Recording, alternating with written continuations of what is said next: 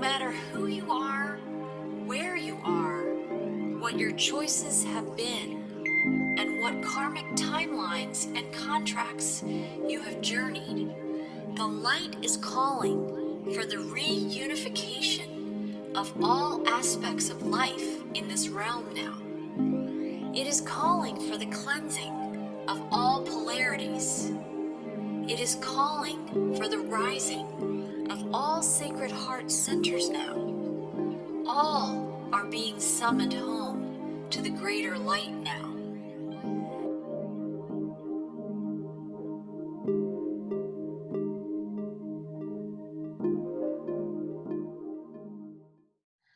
Hi, everyone, and welcome to Whole Soul Mastery's Sounds of Circles Coming Home, Coming Round podcast series. I'm here today with Caroline Chang, Renee Tainter, Vanita Lakwala, Mary Lozano, and our friend Sharon Ramesbottom, who's normally a part of this, sound circle with us. Couldn't be here today, but I know she's here with us in spirit. And I'm Marie Moeller, and I'm an author, intuitive, and the co-founder of Whole Soul Mastery. So I really want to focus in today with all of you. We all, in our own ways, are aware of the great awakening process happening inside all of us, in the planetary collective, right? In the collective consciousness. And there's so much evidence of that in so many ways, right? And in the duality that exists in this realm too. We can align with the energies of fear and chaos, or we can witness those energies of fear and, right, the crumbling of the old structures and move into these higher frequencies of light that we truly are. And we talked last time about that we're here in these conversations seeding a new language, right? We're going to be spotlighting some of the concepts of language that people who are just starting this journey or somewhere in the journey, but might find a better understanding in how we're all living it, speaking our truth, embodying this energy. And as we do this, we're seeding that new earth garden. We're seeding it with these higher frequencies as best we can. And we're all aware that we have these human selves and we have these divine selves. And Renee Tainter is you're an amazing teacher of this with your solution revolution. But this is, keeping in mind through our conversation today, this awareness of the Great Awakening that is unfolding within and around all of us on the planet right now. And one of the things that comes up as we witness that duality in the world, right? There's this also energy of conformity and the summoning to live and embody and speak our truth, right? And I wonder if we want to unpack that a little bit, whether we want to talk about how each of us, or our lens of perception of conformity, how we broke out of that in some of our own ways, to step into our gifts, to pursue the healing work that we do, right? To, not completely swim with the salmon, right? In the hive mind per se, and how we found our own paths, even though it was very different than maybe a lot of people around us, the things that we're doing now. What was that like for us? Or just our understanding of conformity, and also speaking our truth now in these times. What's that like for us? So whoever wants to dive in, I welcome the insights to flow today. Yeah. Okay. Well, as you know, I launched my podcast, Wake to Oneness Radio, 5.5 years ago. And as soon as I launched my podcast, certain people that I would interact with just kind of started falling away, because a lot of the people I was interacting with were traditional Christians, and when my message wasn't that traditional Christian message, a lot of my friends started just to kind of fall away, which was okay, because I understood Spirit told me that don't worry, Actually, I'm trying to think exactly what Spirit said. Spirit said, don't reach backwards. There are those that will hear you and look forward. So I took that to heart, and that's what I did. And the interesting thing now, in the midst of the Great Awakening, I am totally like not on the mainstream narrative at all. First of all, I don't even I know what the mainstream narrative is, but I don't listen to it. I stopped watching news I haven't watched news in 19 years, and honestly, I only heard President Trump speak once, and that was a few weeks ago. But since since the Great Awakening, since mid-March or end of March, when I started voicing, I am not wearing a mask and I will not wear a mask. Oh my goodness, I wasn't used to being attacked.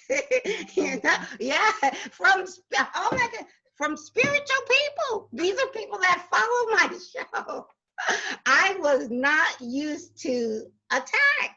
And then I'm like, okay, okay, everybody's at the level they're at, and I have to just not be offended and just respond with love as much as possible. But that was something very new for me, this awakening, and I realized when a person is responding to a post that I create that I'm not wearing a mask and they're attacking me for my own personal choice, is because of fear.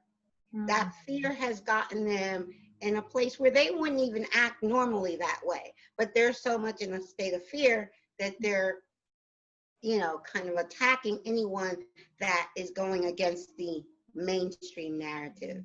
So it's been an interesting past few months. Wow. It is a trigger, right? Because when one of us steps away from the collective consciousness the way that it's been, in the conditioning that we have is that somehow it threatens the whole. But the truth is that the truth is trying to expand the whole. It's trying to expand all of us, but we've been so contracted and so constricted that we've forgotten to value that emerging truth, that it's always leading us to a higher level of self and soul understanding. And the triggers that can come out, that can elicit those projections, and people are using their throat chakras, that self-expression is coming up and out, right? Everywhere we look, inside us, inside our families, inside our local communities, right? And globally on the world stage, right? So what you experienced, Caroline, I've experienced a small amount on my channel, but you came out with like the declaration for yourself of what you were doing.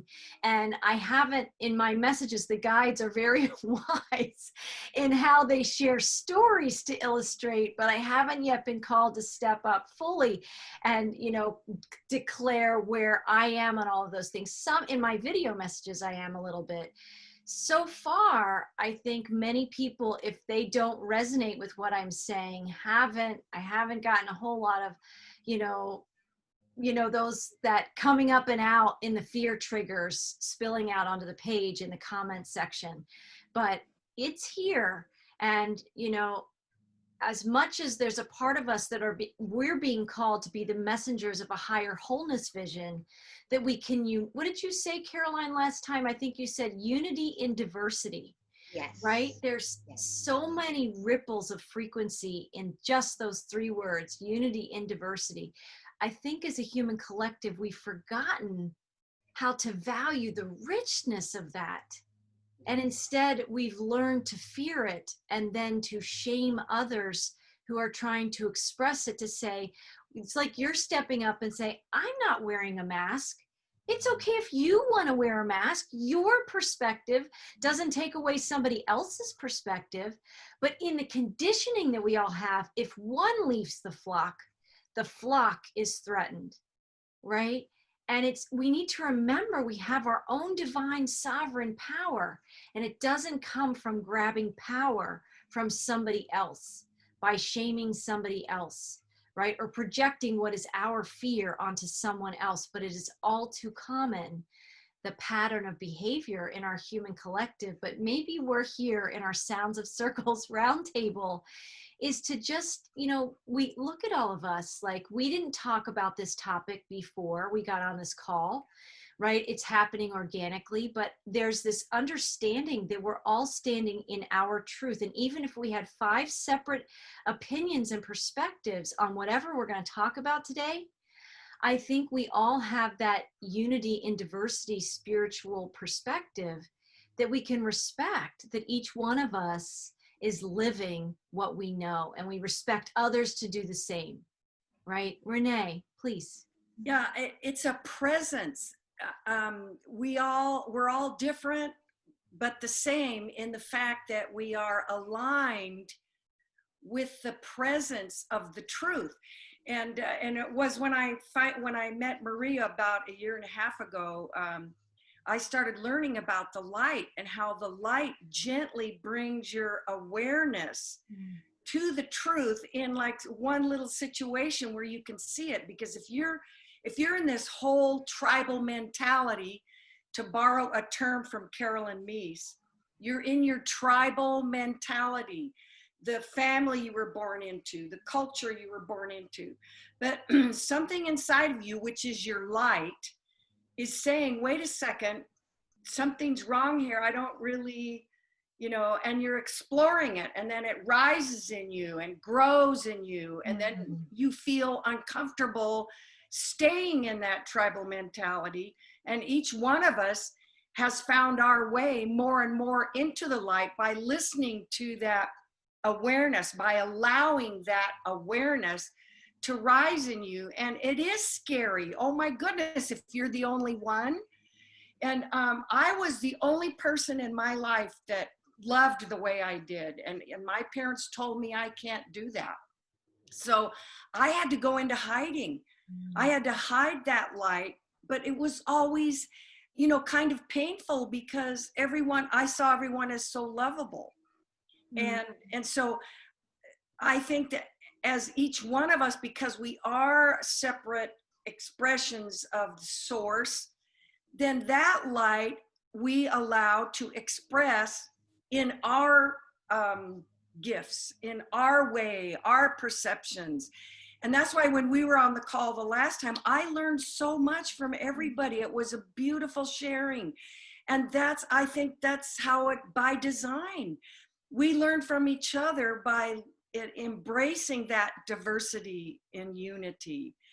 And so I think it's great that we can come together here and share our different perspectives, because it is part of the same presence, the presence of truth.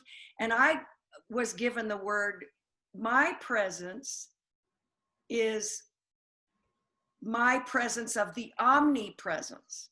So the omnipresence is the whole presence, but I have mine, you have yours, and aren't they nice and different and cute and sassy and whatever else you want to put on it? Right? It is fabulous to be us when we give ourselves permission to shine, right? To really be who we are, and trusting that others are empowered to do the same. And when they are triggered and that comes out on your channel, like you experienced, Caroline, right? It at least gives them an opportunity to witness what's coming out of them. And then they can choose, is that how I want to show up? Right? In the moment, they might feel empowered, and later they might say, gosh, I didn't have to rail on her site the way I did. Right? And maybe they won't have that perspective, but the courageous ones of us that can step up and allow other people their truth. I mean, that's what freedom of speech that the United States is all about, is that we're not supposed to be censoring other people for their truths, right? As long as we're expressing our truth, that's what peaceful protests are supposed to be, right? Peaceful protests, that we can express ourselves and do no harm at the same time. And that's something else that I think gets confused in the collective. When so much fear gets triggered, there's almost a permission that I'm going to express myself and a little bit of harm might be okay, right? In the collective consciousness, that's been part of the distorted programming, in some elements of our human culture, right? But those of us that can really respect that unity and diversity, we know how fabulous we need this diversity. We need our unique expressions and our shining of our light, because I don't speak like Vanita, and I don't communicate like you, Caroline, or you, Renee, or you, Mary. We all say it, but we're part of the same one source. So it's coming from a similar source, but through our unique expression. And I think that's something that I think we're all stepping up in our unique power. I just wanted to say one more thing, and then I wanted to open it up to you guys to speak. But in my life as a lesbian woman, I've had to come out of the closet. I can't tell you how many times I've come out, right? I've come out. I mean, I'm also left-handed. So I guess when I was like very early on, I was different in my family. And I think my grandmother was left-handed, but she was born at a time where you were, beaten, you were smacked at school, and you were required to be right-handed, required. And so she was left-handed, but wasn't allowed to be. And so here I come along, and I think that was the beginning. That should have been my first clue for the script for this life, for the template of this life. But then I've come out in my sexuality. And then when we went through my, awakening journey and the catalyst for that experience, then I started connecting with spirit to survive that experience and transcend that experience. And so I started coming out in books in really safe ways. And little by little, I watched the universe and my spirit guides kind of nudging me, more to speak my truth, because I think that is something that many of us as healers and empaths through time are reclaiming for ourselves, and we're giving ourselves permission, because in past lives we have been shamed or persecuted or killed for our gifts, and we remember that, and our throat chakras remember that.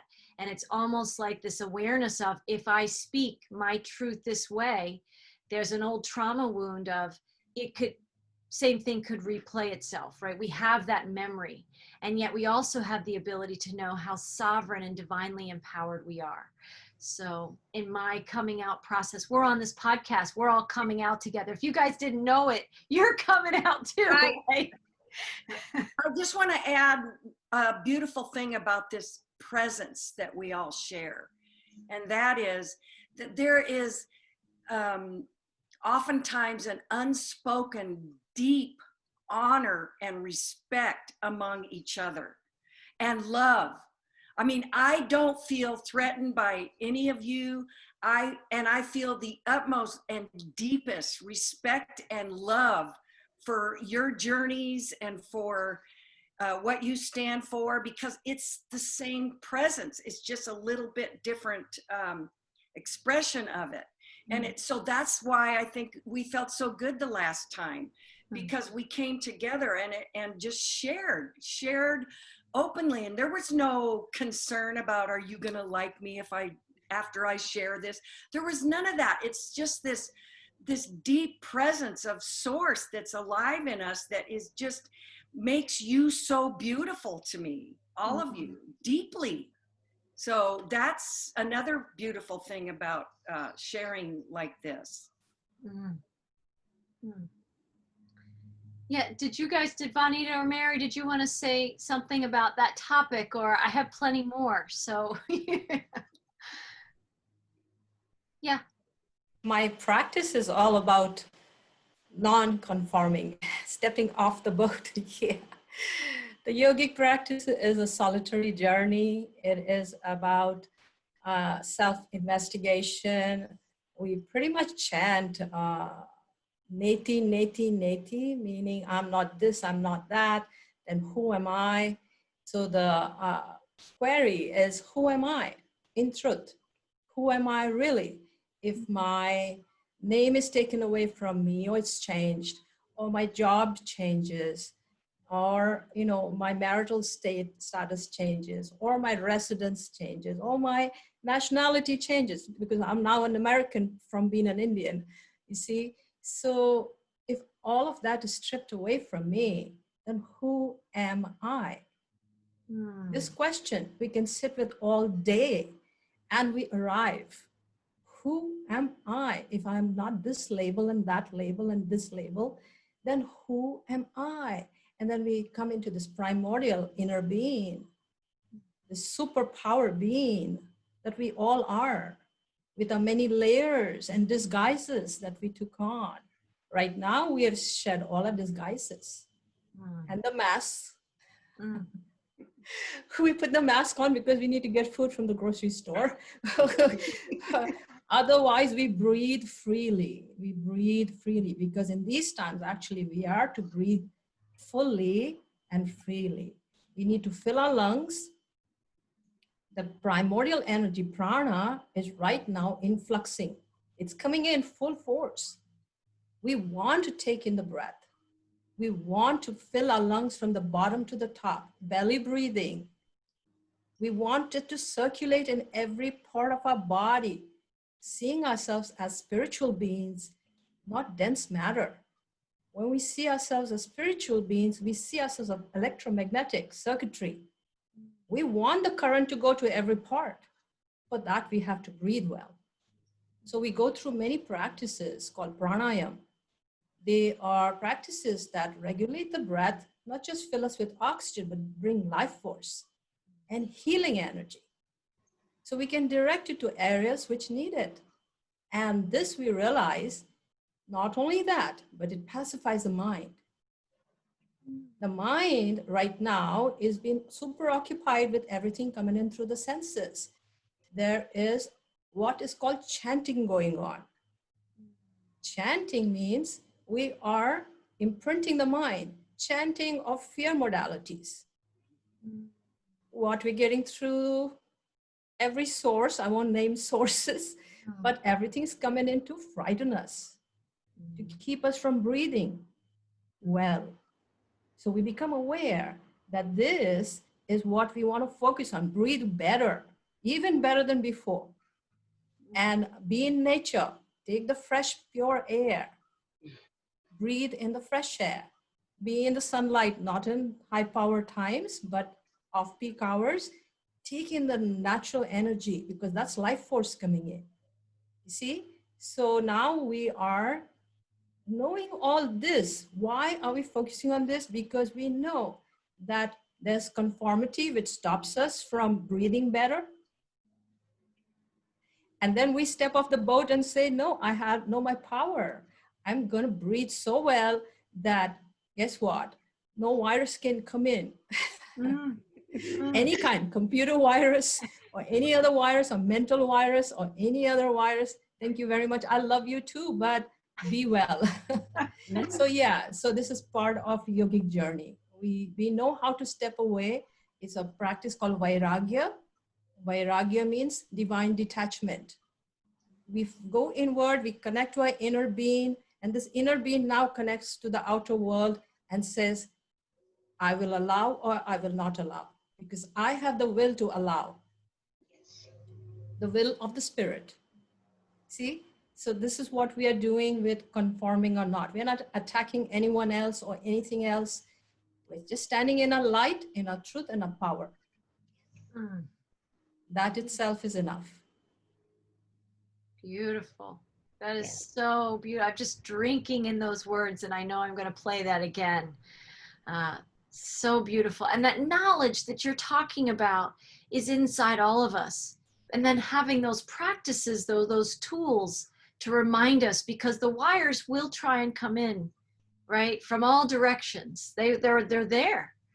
And yet we have the circuitry inside us that knows another way. We don't have to be a receptacle for those particular wires, and we can pause and take a breath and consciously choose how we're going to engage, how we're going to show up, how we're going to embody what we know. And it is yoga. I know it's not your language, but it seems to be there's an energy of that you take these pauses, that you consciously pause and breathe, which stops the stream of all those wires coming in. So you more consciously choose what you're letting in. And it's beautiful to become conscious that we have the power inside us to choose where we put our attention, that we don't have to receive and accept everything that's flowing and streaming all around us. And that's the design of the 3D world right now, is to keep us in that kind of chaos and confusion and fear. And many of us, if you know, those that are listening to this, you know, those are always going to be options. Your fear circuitry is already there. And when there are events or messages or communicators or speakers inviting you to expand your fear, that's going to be in the sea of invitations for us right now. But as we awaken in this great awakening process, we start to realize that I, by my very divine nature, have the choice of how I'm going to respond, right? And I know, Renee, you talk about that it's the reactive creator, right? Versus the conscious creator. Is that how you describe it? Yes. The reactive. So, right, we have the choice to react or to create. And the truth is, we're creating all the time. We're either creating a reaction or we're consciously creating and choosing what we want to be experiencing. And the fear triggers are so familiar to all of us. We know how to run that pattern. We know what we look like when we engage fear, right? I just had some fabulous opportunities in my own experience in the last 24 to 48 hours. And I engaged some of those reactions, right? And I witnessed myself doing it. And then I also witnessed myself last night taking that breath, coming back into my center, using the tools that I have, right? Grounding into the Earth Mother and taking that pause and remembering in my own accurate reflection when when the world around me can't reflect who I know I am.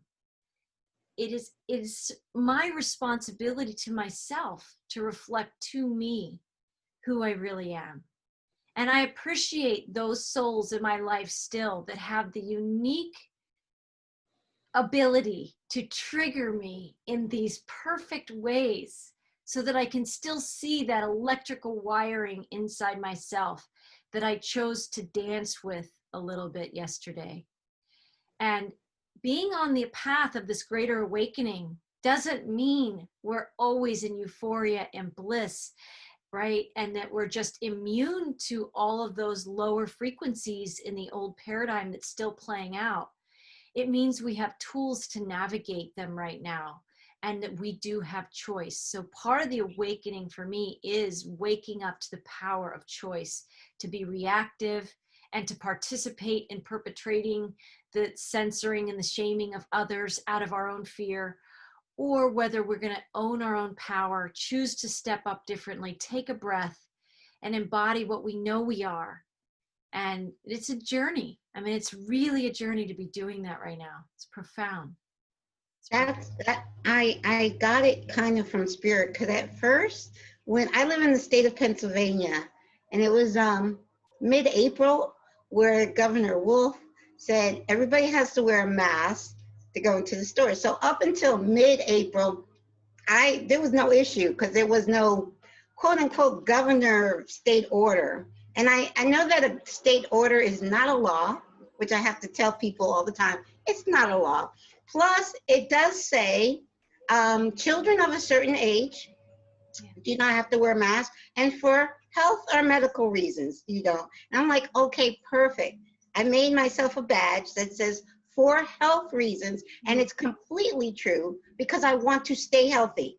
For health reasons, I cannot wear a mask. And I said, let me make this badge. You know how you go to conferences and you get a name tag badge? So I use, and I always save them. I have 10 of them. So every conference I have a name tag badge. So I took that name tag badge, I flipped it around and wrote on the, on the blank side, for health reasons, I can't wear a mask. And I was like, okay, so people won't have to keep asking me when I walk into, and it works like a charm.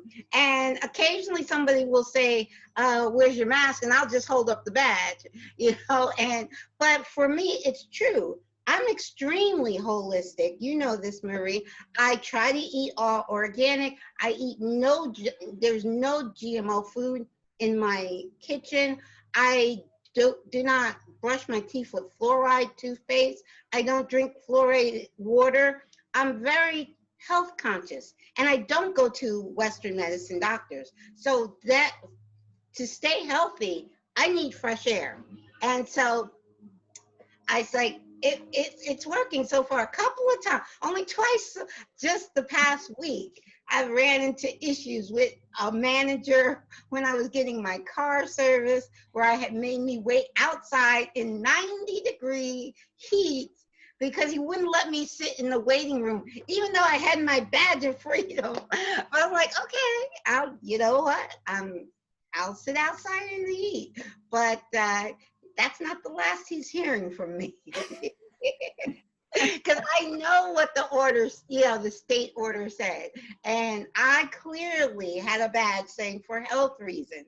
And you can't, because of the HIPAA law, they can't ask you what your health reason is. My health reason is I want to stay healthy. Yes. I So, just saw a show last night. I don't know, you follow a link and follows a link. And there's a woman who has a website. I think her name's Peggy Hall. I don't know if you guys have, I've never heard of her before. And she has a YouTube channel. I think it's The Healthy American. But if you probably look up Peggy Hall, you'll find your way. And she was talking just like you were talking. She must live in California because she was citing the law in California, and there's no law that says you have to wear the mask. And she, in fact, because she was so inspired, this is part of her truth and her stepping up in her power. This is her message right now for humanity. I think this is what she does full time, but she right. made these badges. If you don't want to make one yourself, she's made this badge that you can buy. And it, and with a lanyard and a little, plastic cover or whatever. And she was citing all the sub laws as to that we are all, by being American, in the law in California, it was like statute 51 something, but she said we are equal and free. Right. And she defined she must be a lawyer, or she sounds like a lawyer. She sounds very educated, and she is helping to educate people at least about the choice, right? Yes. I think that's what we've prided ourselves in, being the Americans we are, is that it's supposed to be the land of the free. It's also why the world is watching the United States very closely, because we as a nation were founded in those frequencies, right? And it's being put to the test. And so when we make these choices, and maybe not everybody on this round table would necessarily choose what you're able to choose, Caroline, but we respect that we all have the choice. And I know each store that I go in, the ones it's not required, I'm not wearing a mask because I also have asthma, but I believe in the power of choice for me to know what's healthy for me. And the masks make me feel claustrophobic inside myself, but to the next person, somebody listening to this round table, they could feel that their fear is so great that if they're not wearing a mask, they're incredibly vulnerable to everybody else in the store. And so, and that very likely could be a vibrational match to be their truth.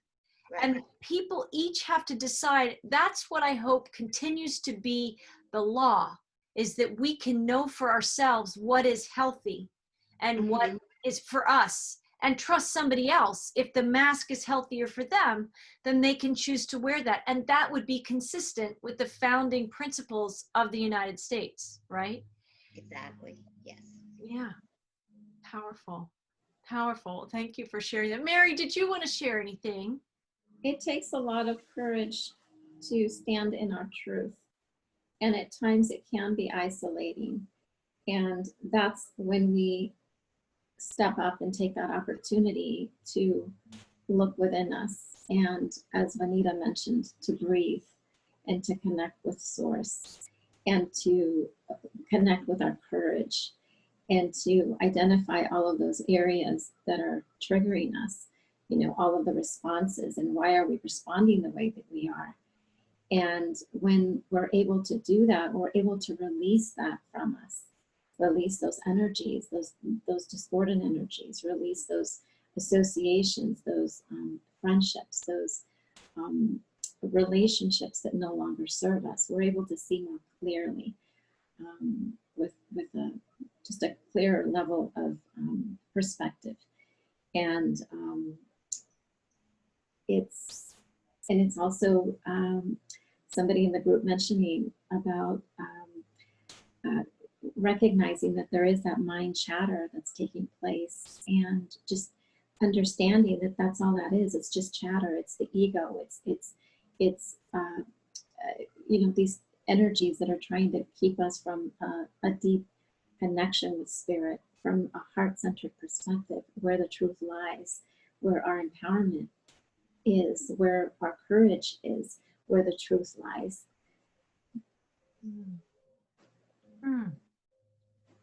It's so powerful, and that courage is so, it's being summoned. In a way, our throat chakras are summoning them. Our whole chakra system is ready to break out of the constriction that we've gotten so accustomed to when we wore our costumes, right? When we were in the grand theater of these many centuries of time, experiencing our lifetimes here. And now the courageous step is to step into whatever that greater authenticity is, right? Whatever our true self needs to shine. That is, and for some, if fear is that first layer to come up, that's what's going to be expressed first, right? Because they have to release that layer to get more to the divine truth that they are sovereign and they are empowered, right? And they do have the spiritual fortitude to express who they truly are.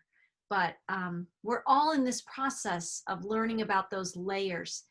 And those of us that can more fully embody it, it just, when we give ourselves permission to trust ourselves to know our truth and to live our truth and speak our truth, we're giving other people permission to do the same. So when you're in the store wearing your health badge, right, Caroline, and it might be triggering people, it's also offering them the opportunity to see a little more in expansive ways that they have permission to choose what's right for them too. You know, though, what's very interesting, what you say, I realize, and especially these last 4 months, everything is frequency.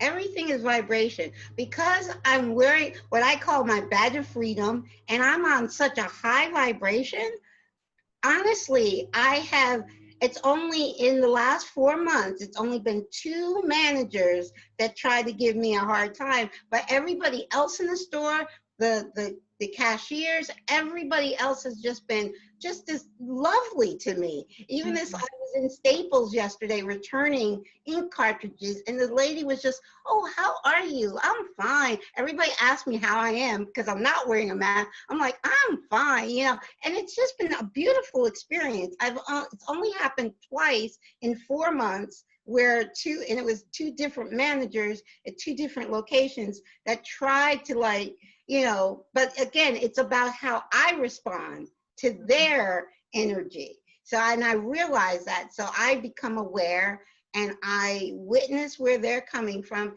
and I like, okay, let me back off from, I'm not gonna give them the same energy they're giving towards me. But it's only happened twice in 4 months, and everybody, customers, employees alike, have been beautiful. And I attributed that to me keeping a high vibration, because it's that energy, my high vibration is attracting a higher vibrational version of them. Yes. It's multidimensional, like we talked. Yeah. Yes. The language of the universe is frequency. So if we're holding a frequency of joy, of self-love, of self-worth, that's what the universe is going to resonate back to us. Very true. Yeah. I also think that the energy, the frequency is truth. And one of the things that's going on our planet right now is a huge distraction. And that's why everybody's talking about masks and other things, so that we don't look at things we need to be looking at. I just noticed recently there's a comedian that stepped out and is saying something's going on in Hollywood and we need to look at it. People are not wanting to see things. And there's people like myself that believe that there's agendas going on that are designed to keep us distracted so we don't see the bigger things that we need to be looking at, like the sex trafficking and the stealing of children. And I see it happen all the time. People are saying, why are we talking about masks when we should be talking about children that are disappearing? And that brings up fear in me, because I feel it.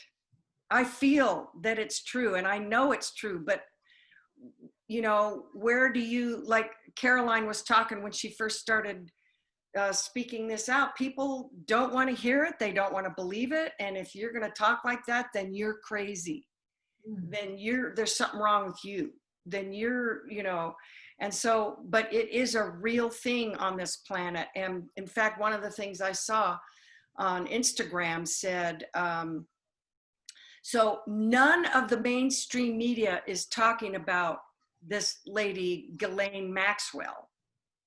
We're still talking about masks and getting the shots, mandatory shots. They're still talking about that. Nobody is bringing that up. That's huge. That is huge news. Why isn't that being said? You know, it's interesting where you wear the masks is literally to cover up our throat chakra and our expression, right? It is, and we're being masked, right, to stop the spread of truth, because so many people, we can't, nothing, I think it was in a transmission 2 times ago that I brought through, but nothing can stop the unity unfolding. And we could probably insert a lot of other words. Nothing can stop the truth that's emerging. Nothing can stop the light that's expanding, right? There's so much cosmological support for everything to come up and out so that we can live in this transparent truth, in this transparent light, in this higher frequency. And masks are like the total contrast to that. And yet you have to be looking at the governors and the leaders temporarily. For right now, they're still the leaders. But as more people rise and say, why are they trying to shut down my truth, right? And why, if nothing else, why can't there be, say we're 50-50 in the country. We might be, say 50% of us want to not wear masks. And 50% of us are aligned with wearing the masks. Why can't we all express the truth that we have, and wearing masks or not wearing masks, if we're aligned with that, isn't hurting anybody else, right? But it is interesting how the masks are a face covering and really a throat covering. And censorship, by its very nature, is wrong on so many levels. It gets rid of that. Is it the First Amendment? I always get that. Yes, it's the First Amendment. Right? So let somebody speak their truth. And if you're going to censor it, then that should be a red flag for everybody. And we've had so many red flags in that department. Right. And it's not being discussed in the news. And there's a lot of people I know that watch that news and they don't see anything else. So they don't even hear about that. And then people like me who might say that are labeled as conspiracy theorists. I think I have an answer for you, how to deal with that, Renee, because I get that also. I always ask questions, just like you said about because I asked the question on usually the attacks come on my Facebook page when I post something, but I asked the question on Facebook, why Facebook and YouTube and Twitter, we've had social media for a while now, and we were not censored up until now. They're actually censoring doctors, medical doctors that are speaking their truth are being censored. Are you kidding me? Right. Medical doctors. So I asked the question, why? Why all of a sudden? YouTube has been around for so many years. Facebook has been around for so many years. Why all of a sudden are they being censored? So I ask those people a question that will at least kind of get Good idea. that question asked them, because mainstream news is not going to, because mainstream news, bottom line, mainstream news is in Big Pharma's pocket. All their sponsorship comes from Big Pharma. So they only report what Big Pharma says it's okay to report. So they're not going to talk about the conspiracy truths. You know, they're not gonna, but it is all online, which is great that we have the internet, because I don't watch the news and I see online how people are truly waking up. And I find when I ask them questions for them to ponder the answer, that's when you'll get a better response from them. That's a good idea. Thank you for sharing. Beautiful. You know, and what we're talking about here was, we talk about, you know, I just paid attention in the last few days of what's coming up in the collective and what's being spoken about on social media, not necessarily in the news, but what are everyday people dealing with? And this, of course, we all know that fear is a big one, right? But I saw that somebody had posted that the FEAR, F-E-A-R, could be an acronym. And two suggestions for that acronym were, the first was forget everything and run. That was one option. Right? Forget everything. I like that. Forget everything and run. Right. Okay. I like that. And the other one, which I liked better, was face everything and rise. I like them both, and I think I like the second one better. There's another one that I heard a long time ago. False evidence It's appearing as real. Yes. Wow. Yes, I heard that one too. False evidence. Forget everything and real. rise. That's a good one. But I like the run one. Yes. Yeah. I like all of them. Right? I think I'm gonna type that up and post that on Facebook. What is it? Yeah. And all of those are an alternative perspective to just fear as a vibration, right? Yes. When you get people, it's like what you said, you ask them a question, you get them thinking. We've forgotten how to think, and we've forgotten how to feel and honor. I have a dear friend that told me, this is what fear is. You take a bunch of thoughts, you project it out in front of you, or somebody gives them to you, and then you fear what you just made or what you just bought into. And that's the whole frequency thing. Yeah, right. Yes. Misperceptions. Yes. Yeah, Bonita. So right now I am participating in a month-long Nada Yoga course. It's all about the fifth chakra. It's all about the throat. It's all about chanting. It's all about mantras. It's all about how we navigate our way through this change, shift in consciousness, because we are inhabiting this body, but the consciousness is shifting. So it's like doing major repair work in the house without leaving it. And, and it's about handling our own energies, because we understand that we are manifestors. We're always manifesting, we're always creating. So in my notes, I have this right in front of me from this week's session. It was, there are two primary emotions, love and fear. That's it. That's it. There's nothing else. And then our thoughts are based on the ruling emotion of our body. So all of us have one ruling emotion. We luckily have the love one. And depending on the base emotion, which is primarily a result of past experiences. So we can't blame anyone for being fearful. We can't say why they are the way they are. They are. And based on that, thoughts are generated. And these thoughts with the base emotion gather in the heart center. In the heart center, we feel the feelings. Either we feel anxiety, we feel insecurity, compassion, lack, depression, jealousy. And then if we experience these feelings for a long time, that becomes a belief system. From this belief system, electromagnetic force is generated and is projected out into the matrix of field through the heart center.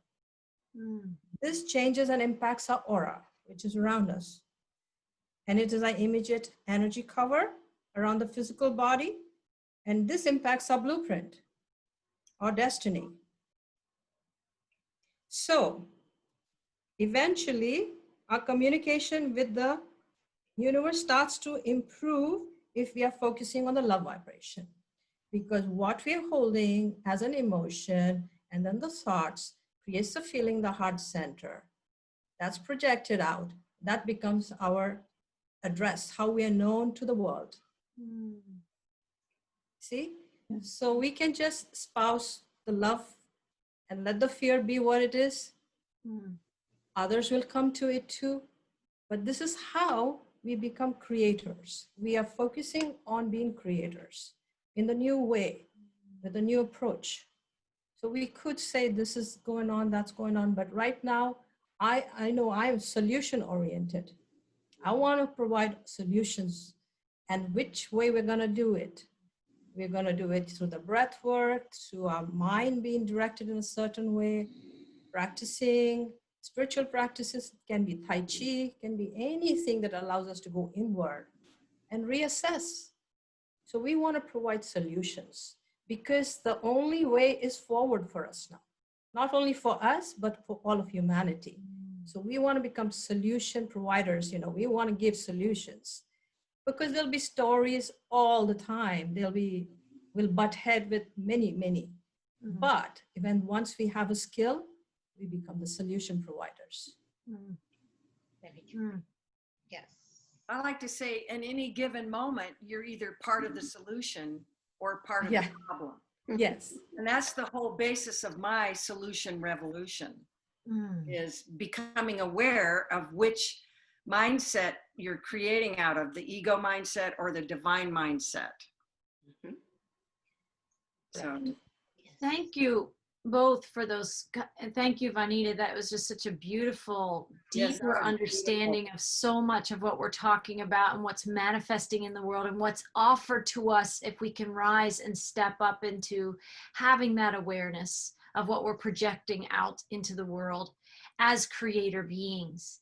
And maybe for the last topic for our roundtable today is I wanted to bring into our conversation for years, because I homeschooled my kids for a number of years, and then they went back into the public school system in high school and college. But as a home educator, I was able to really witness my kids and really witness the educational system and talk about being a sovereign creator. When you're the curriculum creator for your kids, for their education, you become much more conscious of like, why is the book saying it that way? Or right, or you just become more conscious of what your kids are learning, what they're exposed to, what you're choosing, what they can experience, the amazing buffet of all kinds of things that kids can be learning about.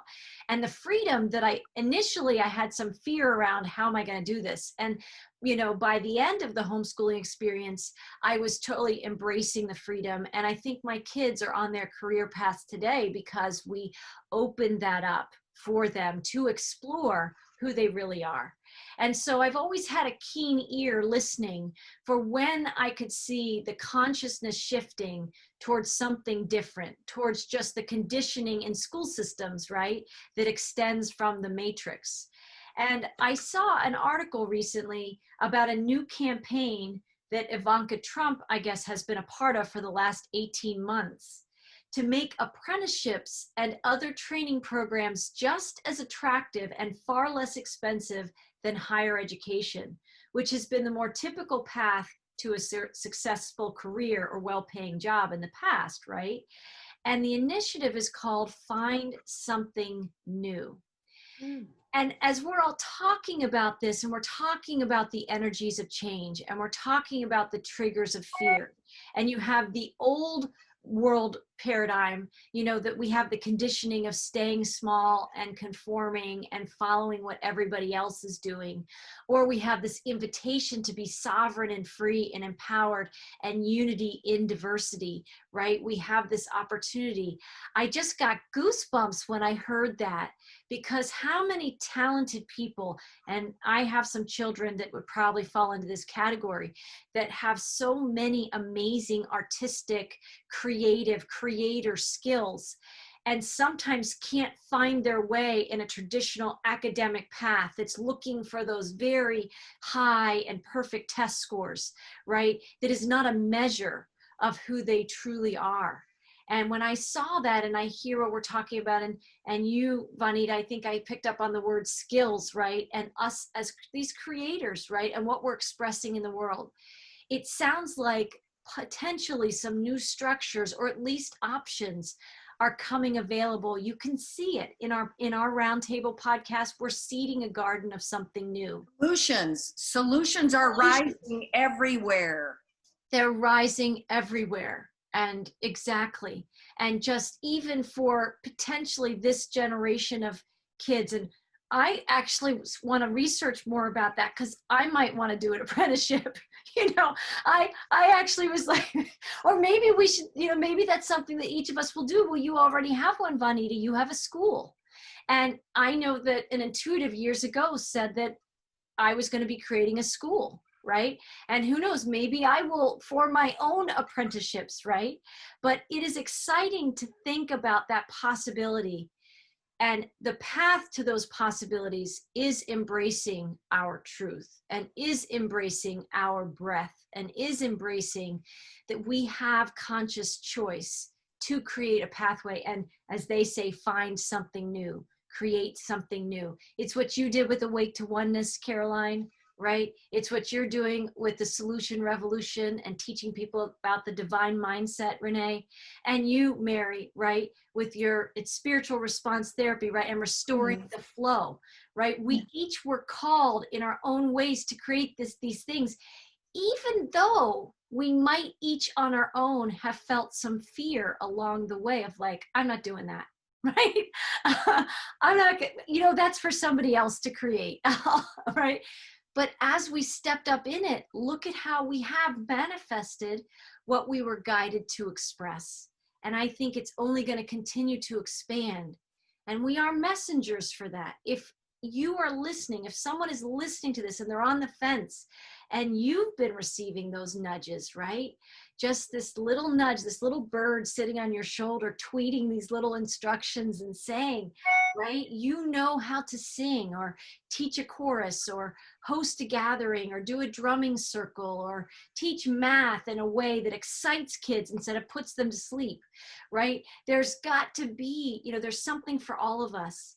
And that unity and diversity that you seeded in our garden, Caroline, so perfectly in that first call is, I think, also what we're messengers for right now, is that the unity in our diversity is extraordinary.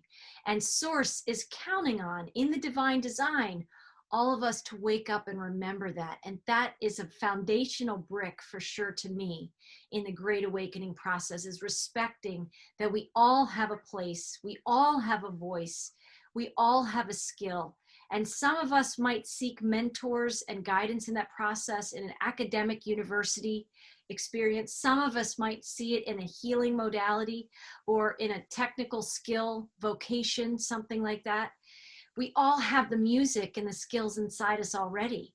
We're just exploring and being mentored and guided into bringing that into the fullest expression as it can be. And some of us don't need any further training, because I think some of us have been training for lifetimes, and we're here and just trying to find that spiritual fortitude inside us to express.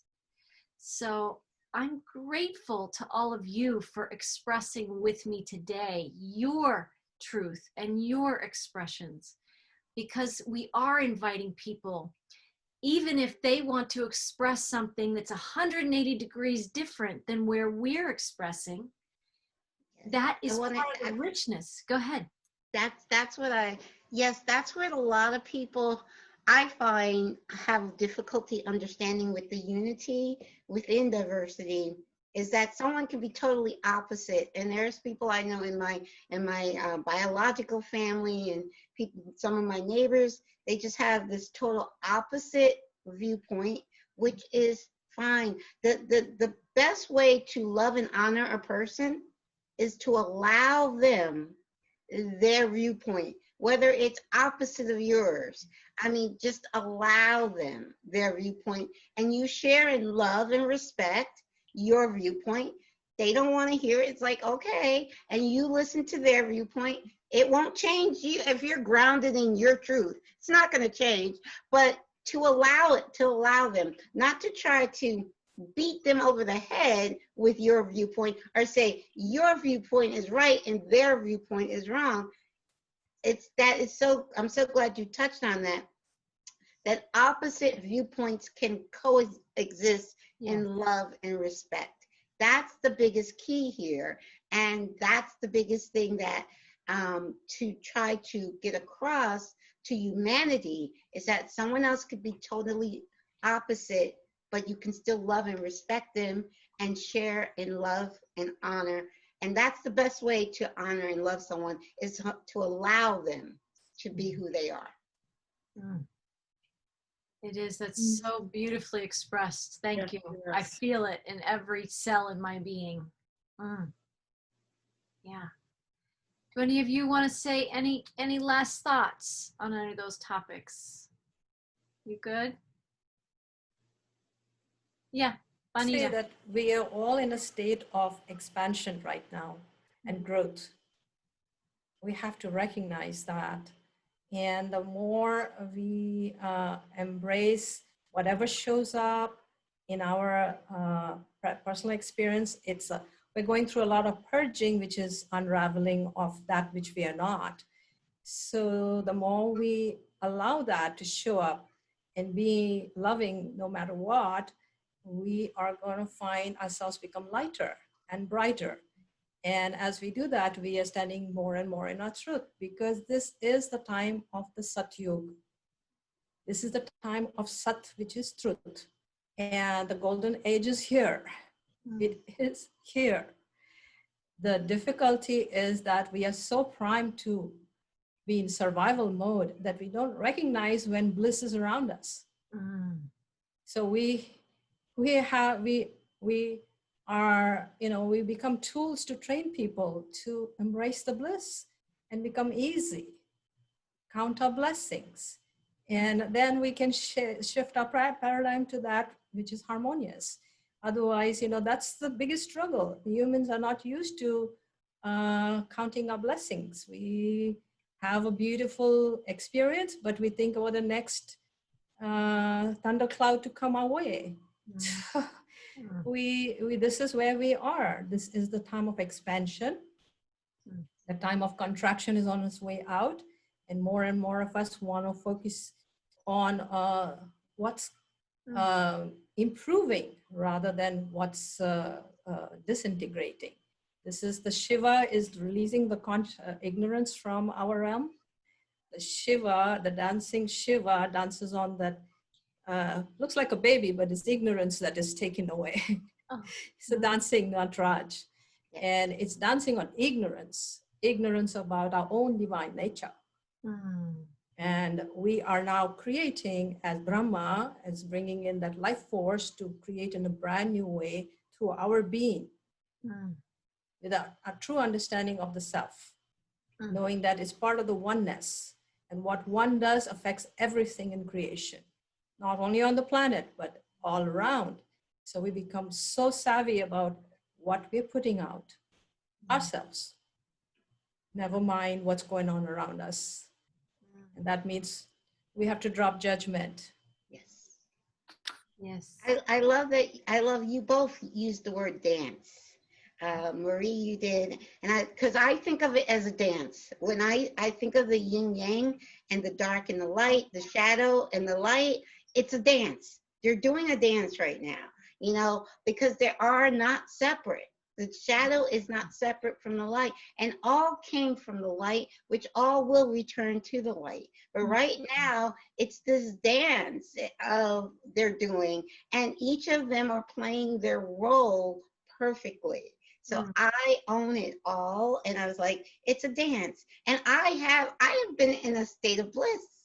I truly have since the end of March. Since I'm like, we're here, it's happening. I'm so excited, and I've been in such a state of bliss, and I just, I just want to share that because I look at only the positive from everything that's happened the last 4 months. I only focus. I know I'm aware of the not so good, but I focus on the good, the bliss. Yeah. You created your own dance. And I like to use the word dance also. You dance between your divine and human selves while you're learning. You're doing this dance while you're learning that you want to be focused on the positive all the time. But in the meantime, you're so used to, like Vanita said, we're so used to not seeing the bliss. And like, where is it? And once you start doing this dance between the ego mindset and the divine mindset, you feel your way in the dance to get to your true self and say, oh, well, I can choose this all the time. Yes. But it's a dance until you become the dancer. Yes. Wow. Beautiful. It's important to be cognizant of our thoughts as we go about our day. What are we thinking? What are we telling ourselves? What are we projecting out? And when we start to shift that, when we start to do positive affirmations, anything that will hold us in a positive mindset, if we release the stories, if we release the judgments, then we're able to create big shifts in our lives and move forward into the light and stay in the light. So, yeah. It's so beautiful. We are those solution creators, right? We are beings of light who know how to create the solutions. There's a part of us right now that already knows how the dance plays out, right? And how the light wins. It's already won. It won before we ever had any of these incarnational cycles. And we're all a part of that light, right? Nothing needs to lose for the light to win. The light is winning. That's what bliss is. It just is in its frequency, a joy that we're remembering. But it is probably a topic for a whole other show, but it is training our vision or dancing in between the light and shadow, or the two wolves, if we use that legend as an example. We're dancing, and we are both of those perspectives. We are all of those elements coming back into wholeness inside ourselves. And I think when the fear triggers come up and people aren't aware of those two wolves or those light and shadow aspects, it's so easy to project out judgment of somebody else's shadow that we're perceiving because we haven't seen our own. And even those of us in the journey, and I'll count myself among them, with the right triggers, I can come out and I can find shadow in somebody else that I think clearly does not exist inside me. How could that be inside me, right? Right? But even this morning, I can come back into that dancing wholeness vision inside myself and say, that was you the whole time, Marie. That whole thing was you, right? And really what's going on in the collective at some level in that sea of vibrational soup, we're a part of all of that too. But as we rise and know that we're that, and we're also these dancing conscious creators that know we're here to shine a spotlight on a healing or a freedom or a project or something that gets us excited and other people excited, that's the invitation to the new earth dance. That's a whole level, different level of dancing together in joy, because we, on the other side of all this chaos, we know that in the oneness of the richness and the diversity and the unity and the diversity, that's what powers the new earth, right? Yes. And when we can allow that for all of us, we will have fully arrived as a collective. But each of us, rises at our own pace in our own timeline, and we're all in that journey right now. So anyone listening to this today, I'm grateful. I'm first of all grateful to you guys for joining me and co-creating this amazing Thank you. conversation together, because it can't happen unless we're bringing it together, right? We Yes. have to join our voices and bring these different perspectives together as part of that blissful inspiration. And for anyone listening to this show, we celebrate you and your journey, and we thank you for joining us in these frequencies, because when you give your attention to podcasts like this, you're helping to ripple this awareness into the collective. So we're all doing it together. And I just want to say that people can find us on find these videos at Whole Soul Mastery on YouTube. You can also find us at the wholesoulmastery.com website, but I haven't quite figured out how to get the videos there, so that's coming. But find us on YouTube. And you might also, if you guys have channels, I can share the video clip if you want to start sharing that, if you have the capability. I shared it with Caroline last time, and she was able to share it on social media a little bit. Or if you find me on Facebook, I'm talking to you guys, but as to our audience as well, if you see this on the Whole Soul Mastery Facebook page or Instagram page, you can share it in your social media. Let's spread this energy and this trusting the truth, which is light and bliss, to emerge in the collective, right? It's already templated. We just get to celebrate it so we can embody it. So thank you everyone for joining us, and join us next month for this roundtable conversation. Again, I think we're going to try and make this a monthly conversation, and stay tuned for more Whole Soul Mastery podcasts to come as well. So blessings, everyone. Have a great few weeks. Namaste. Namaste. Namaste. Namaste.